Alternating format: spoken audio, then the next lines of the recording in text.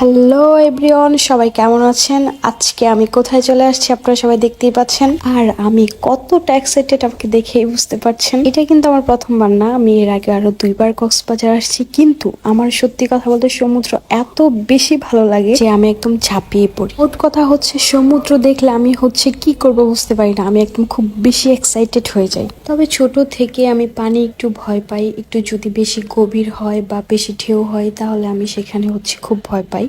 তার জন্য আমি একদম কিনারেই থাকি, ভেতরে যাই না। কিন্তু খুব ইচ্ছা করে, দূর থেকে দেখি যে সবাই ভেতরে অনেক লাফালাফি করতেছে। আর এই সমুদ্রের পানিগুলো কিন্তু খুবই খারাপ, হাত পা একদম কালো হয়ে যায়। তো এর আগের বার যখন আসছি তখন আমার হাত পা অনেক কালো হয়ে গেছিলো, তাই এবার যেন কালো না হয় সেই জন্য অনেক ধরনের অনেক বুদ্ধি কাজে লাগাইছি, কিন্তু তারপরেও সেম সেই কালো হয়েই গেছে। দেখেন, মনে হচ্ছে যেন আলাদা একটা কালি বসে আছে হাতে পায়ের উপরে। কি আর করার, সবাই ভালো থাকবেন, টাটা।